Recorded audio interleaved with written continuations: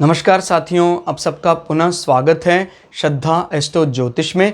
आज हम लोग कवर करने वाले हैं धनु लग्न की कुंडली में यदि शनि अष्टम भाव में बैठे हैं तो क्या फल है। हम ये भी कह सकते हैं धनु लग्न की कुंडली में कर्क राशि का शनि किस प्रकार का फल देता है। तो आइए शुरुआत करते हैं आज की क्लास का। लग्न या प्रथम भाव से गिनते हैं एंटी क्लॉकवाइज, तो ये आता है अष्टम भाव, आठवां भाव। आठवां भाव क्या बताता है? आठवां भाव हम बात करता है हमारे आयु की। आयु भाव भी कहा जाता है इसको, मृत्यु भाव भी कहा जाता है। मृत्यु के कारण भी यहाँ से देखे जाते हैं। आठवां भाव हमारे जीवन में तंत्र मंत्र साधना, हमारे कुंडलिनी जागरण की बात करता है।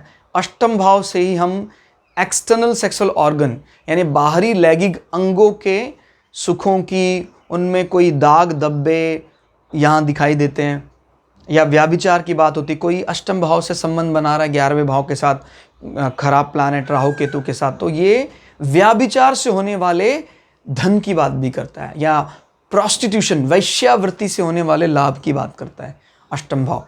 और अष्टम भाव से ही हम जीवन में ससुराल पक्ष का सुख कैसा रहेगा देखा जाता है।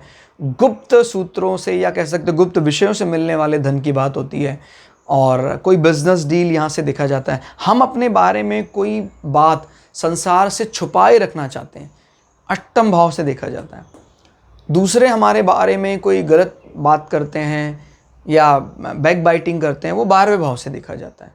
अगर किसी का अष्टम भाव मजबूत अवस्था में, तो उसको ज़्यादा बॉदर करने की ज़रूरत नहीं कि भाई क्या छुपाना है, सब कुछ खुली किताब है।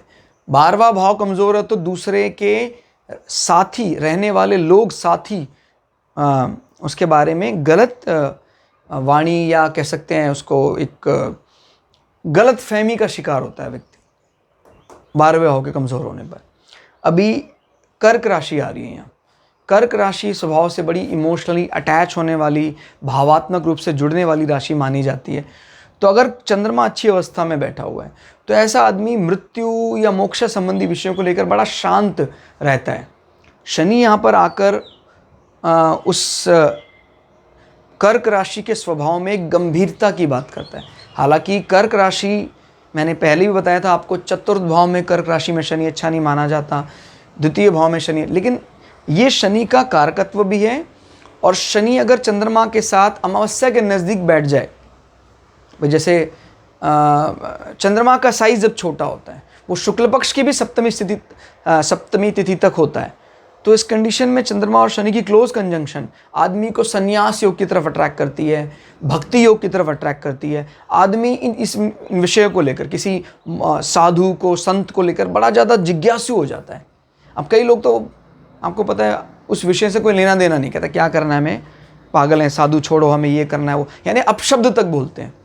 लेकिन जीवन में उस विषय के प्रति ग्रैटिट्यूड, समर्पण, प्रेम, वो इस प्रकार के कॉम्बिनेशन में दिखाई देता। आदमी उस विषय को लेकर तुरंत शांत हो जाता है, जहाँ भी उसको इस प्रकार से भी जीवन कोई जीता है। और इनफैक्ट ऐसे लोगों के जीवन में कोई ना कोई ऐसा दौर जरूर आता है जब उनको किसी आश्रम में जाके रहने का मौका मिलता है, गुरुओं की सन्निधि मिलती है।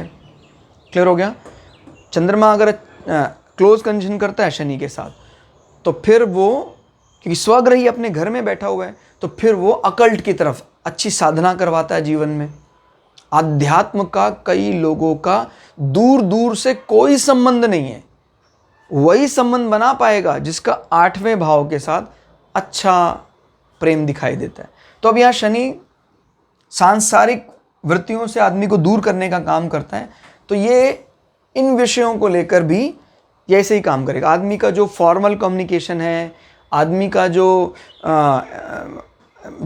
एपिक कम्युनिकेशन या कह सकते हैं ग्रंथों का ज्ञान, फिलोसफिकल कम्युनिकेशन है, साइकोलॉजिकल विषय पर बोलने की महारत है, वो पूरी तरह कहीं ना कहीं मोक्षा से जुड़ी रहती है, मृत्यु से, because this is also known as second house of moksha, उससे जुड़ी रहती है। तो ये एक अच्छी बात है कि आदमी इन विषयों पर बोलने में पारंगत होता है।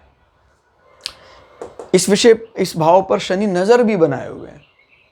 हाँ, लेकिन ये कॉम्बिनेशन जो एक विरोध है, तो वो आपके जीवन में एक तनाव, तो कष्ट तो रहेगा वैसा, और अंग में भी परेशानी क्रिएट कर सकता है। जैसे मान लीजिए चंद्रमा गलत पड़ जाता है, चंद्रमा नीच का होकर 12वें भाव में चला जाता है, फिर इस अंग में कोई व्याधि आपको परेशान करेगी, कोई फंगस डिजीज़ सेक्सुअल ऑर्गन में आपको परेशान कर सकता है। क्लियर हो गया। और शनि की दृष्टि अपने घर का बुरा तो करेगी नहीं, तो आपके ससुराल पक्ष की मदद से आपके एसेट्स को बढ़ाएगी, मटेरियल गेन को बढ़ाएगी। क्लियर। और शनि 7, 8, इसमें शनि अपने भाव से, सॉरी नॉट 8, इसको नहीं देखना, यहाँ से देखना है। 1, 2, 3, 4, 5, 6, अपने से 6 बैठा है। यानी जब आपको अपने भाई बंधुओं के ऋण संबंधी, रोग संबंधी कष्टों की बात करना है, तो वो निश्चित रूप से शनि की दशांतर दशा में कहीं ना कहीं रोगग्रस्त होंगे, उनके जीवन में ऋण बढ़ने की आशंका है। क्लियर होगा। क्योंकि कर्क राशि इस विषय को लेकर ज़्यादा सपोर्टिव नहीं है। मैं आपको पहले बता रहा हूँ, शनि अष्टम भाव का पूरा एंजॉय करता है और कर्क राशि को एक्सप्लोर करने का प्रयास करेगा। कर्क राशि जो एक हास्य विनोद पसंद करने वाली राशि है, जब यहाँ बैठती है मजबूत चंद्रमा के साथ, तो फिर वो आदमी को गंभीर भी रखती है और आदमी को चंचल भी रखती है। बड़ा विचित्र कॉम्बिनेशन हो जाता है। क्लियर। बॉडी के कुछ शारीरिक कष्टों की अगर हम बात छोड़ दें, तो प्रायः शनि यहाँ पर व्यक्ति को अच्छे फल देते देखे गए हैं।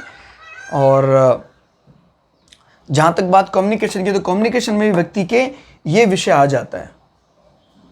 आप हर बार इसको मृत्यु या मौत ना समझें, इसको आप, हाँ उम्र की बात करें तो आदमी कई बार ऐसा विचार आता है जल्दी मर जाऊंगा, लेकिन मरता नहीं है, लंबी उम्र होती है।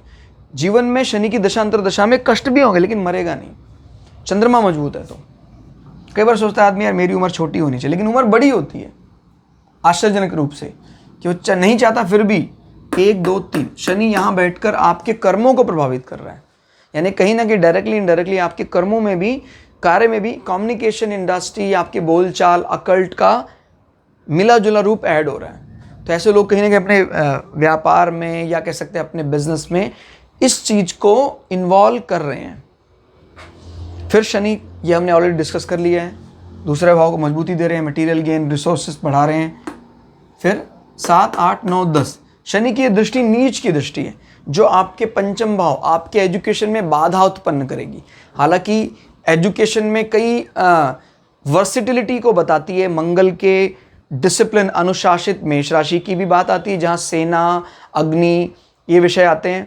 और शनि के इंजीनियरिंग वर्क्स की भी बात होती है। तो ऐसा आदमी इलेक्ट्रिकल प्लस मैकेनिकल, इस प्रकार की कोई ना कोई स्टडी कर सकता है। पहली दिक्कत के बाद परिणाम सुखद होंगे अगर नीच भंग हो जाता है, तो दृष्टि का नीच भंग। क्लियर। मंगल के स्वग्रही होने पर, या मंगल यहाँ आ जाता है इसके घर में, तभी भी नीच भंग हो जाएगा। नीच भंग कैसे निकालना है वो हम ऑलरेडी चैनल में अपलोड कर चुके हैं। ग्रहों का गणित, वो आप प्लेलिस्ट देख लीजिए, ताकि आपको उसकी सटीक जानकारी मिल जाए। तो ये था शनि का अष्टम भाव में फल। क्लास आपको कैसी लगी कमेंट करके जरूर बताइएगा। मिलते हैं अगली क्लास में, तब तक के लिए जय श्री भगु पराशरा, जय श्री शुक्राचार्य, नमस्कार।